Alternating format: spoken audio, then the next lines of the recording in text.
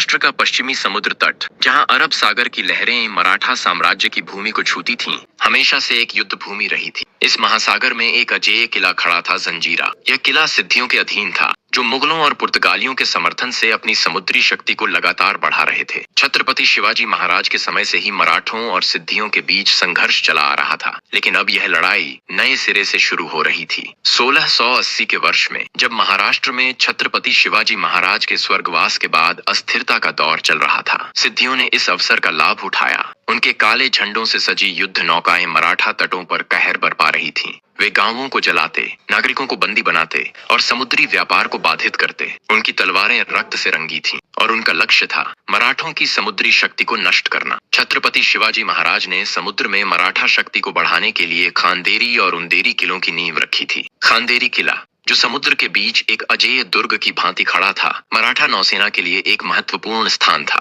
शिवाजी महाराज के स्वर्गवास के बाद भी मराठा इंजीनियर और सैनिक इस किले को और मजबूत बना रहे थे। मराठा और अंग्रेजों के बीच एक समझौता हुआ, जिसमें अंग्रेजों ने मराठों के समुद्री अभियानों में हस्तक्षेप न करने का वचन दिया। बॉम्बे के किले में यह संधि मराठा राजदूत, आवाजी पंडित और अंग्रेज अधिकारियों के बीच हुई। संधि के कुछ ही महीनों बाद सिद्धियों ने अंग्रेजों की अनदेखी करते हुए बॉम्बे पर हमला कर दिया। उनकी सेनाएं आगजनी कर रही थीं, मराठा व्यापारियों को लूट रही थीं और अंग्रेज अधिकारियों की सत्ता को चुनौती दे रही थीं। रायगढ़ किले के अंदर मराठा साम्राज्य के दरबार में एक ऐतिहासिक दिन आया। छत्रपति संभाजी महाराज को स्वराज्य का सिंहासन सौंपा गया। यह अभिषेक भव्य था, लेकिन इसी के साथ उनके सामने कई चुनौतियां भी थीं। जंजीरा का अभेद्य किला, सिद्धियों का आतंक और मुगलों की बढ़ती शक्ति, इन सभी को परास्त करने का संकल्प उन्होंने लिया। छत्रपति संभाजी महाराज ने अपने दरबार में निर्णय लिया कि जंजीरा किले को मराठा नियंत्रण में लाना अनिवार्य है। एक विशाल युद्ध परिषद आयोजित हुई, जिसमें मराठा सरदारों ने जंजीरा को घेरने की रणनीति बनाई।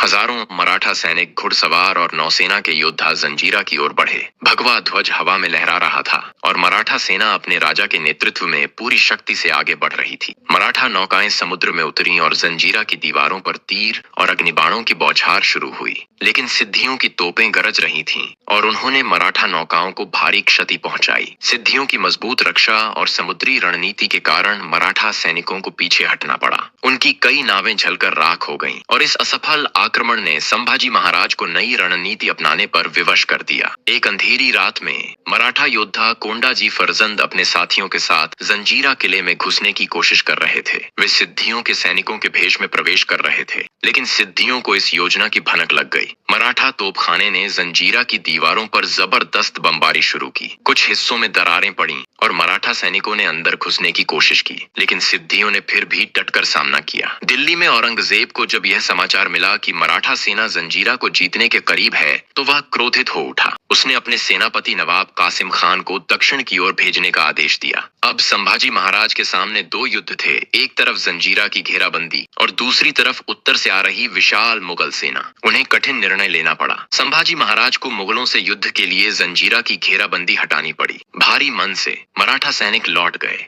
लेकिन उनके दिलों में यह संकल्प था कि वे फिर लौटेंगे। छत्रपति संभाजी महाराज ने जंजीरा को न जीत पाने का दुख अपने हृदय में रखा, लेकिन उन्होंने नए अभियान की तैयारी शुरू कर दी। इस अधूरी लड़ाई ने मराठा नौसेना को और मजबूत किया और आगे चलकर यह संघर्ष मराठा साम्राज्य की शक्ति को और बढ़ाने में सहायक बना। जंजीरा किला अभी भी समुद्र में खड़ा है, लेकिन मराठा झंडा गर्व से लहरा रहा है। छत्रपति संभाजी महाराज अपने सिंहासन पर बैठकर समुद्र की ओर देख रहे हैं। उनकी आंखों में एक नया युद्ध और एक नई जीत की चमक है। हम लौटेंगे, यह शब्द मराठा सेना के लिए प्रेरणा बन गए और मराठा इतिहास में यह संघर्ष अमर हो गया।